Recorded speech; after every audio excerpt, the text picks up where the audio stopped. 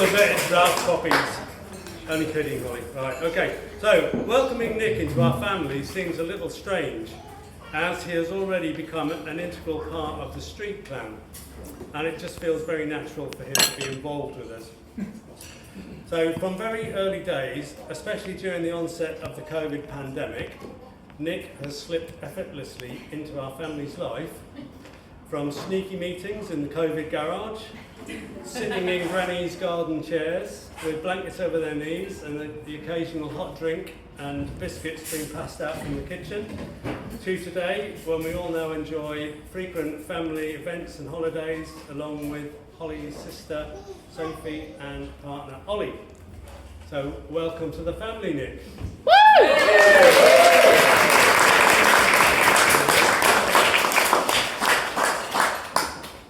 Whilst we're all very fortunate to be in attendance today, there are friends and family who sadly can't join us in the celebrations.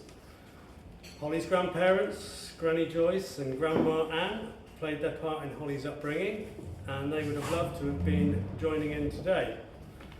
Granddads Brian and Eric would no doubt have had great fun here today as well.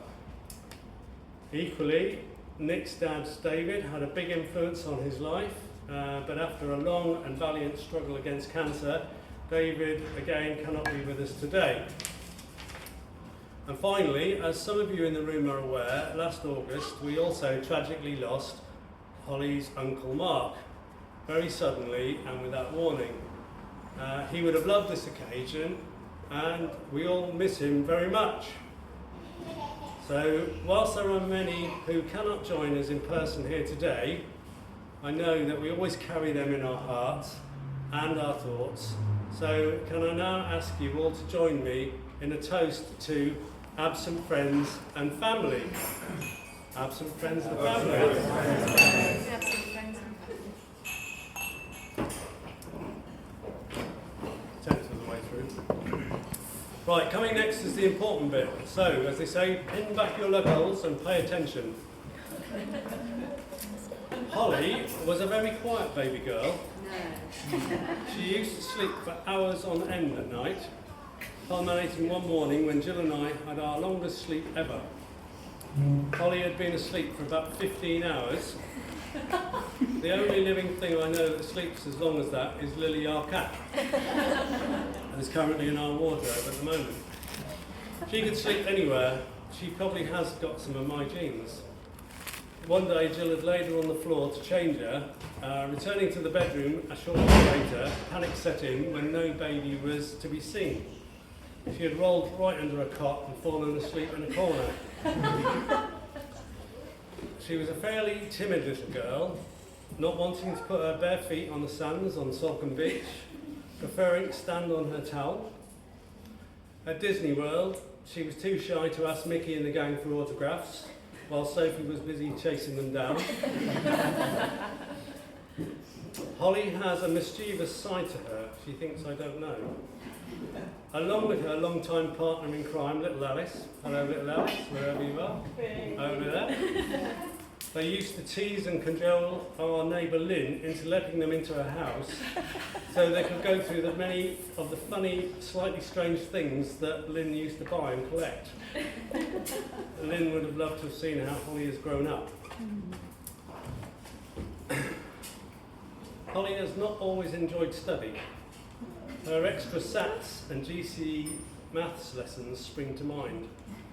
There's a funny story where Holly was so thirsty in one lesson, she started drinking from the tutor's teacup behind her back, rather than asking for some water. So funny. She was shy back then. Holly, I think, liked to try various activities, unless we forced her. From brownies to gym tots, ballet to swimming at David Lloyd. At the latter, she used to bomb up and down the pool as though she had a propeller on her back. I still believe that neither of the girls actually beat me in a one-length race, but I admit it was close. She then later on enjoyed horse riding, firstly on Woody, cousin Alice's pony. Remember that one? Latterly, she seems to enjoy and be pretty good at skiing, so bring on the 30th skiing, birthday skiing trip, as I say. So Holly had a few part-time jobs, a brief sortie at Next, mainly benefiting our Auntie Nicola, who got a staff discount on a few pieces of furniture. Hopefully you got a cut out of that, Holly. Great. And then on to KFC, not KYC. My eyesight, excuse me, I've had enough to drink yet. Then on to KFC, where along with Sophie, they were known as the Streetwise Gang, which apparently is a genuine KFC order. Their uniforms, but especially their shoes, were pretty grotty after a shift, and they used to pick the grease out of the shoe soles with toothpicks. Jill made them keep their shoes in the garage due to the smell, which in turn attracted most of the local slugs in the garden to feast on the remains, leaving their telltale slimy trails for all to see. So, our beautiful daughter Holly, again takes after her mother, is, as lots of you know, very organised. She has planned this day with her usual D-Day precision. Round of applause.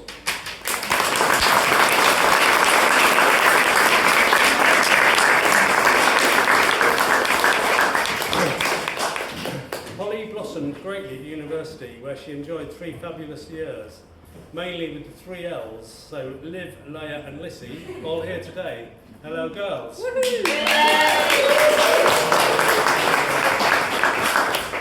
Probably sharing a house with 3 young lads in her second year gave her an insight into what a disorganised existence looked like.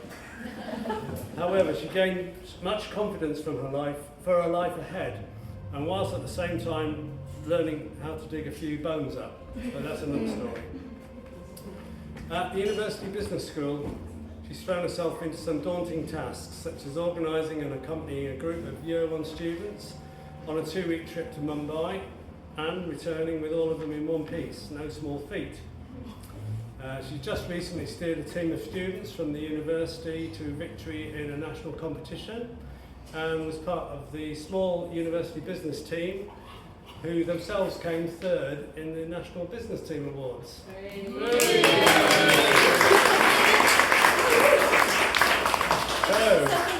on my LinkedIn profile. Yeah, and a bit of research, yeah. So, as you can imagine, we are very proud of Holly. She has matured into a loving, kind, confident and caring person. She has been known as Princess Holly in our household for many years. And she is certainly a princess to us today. That's the end of the holiday.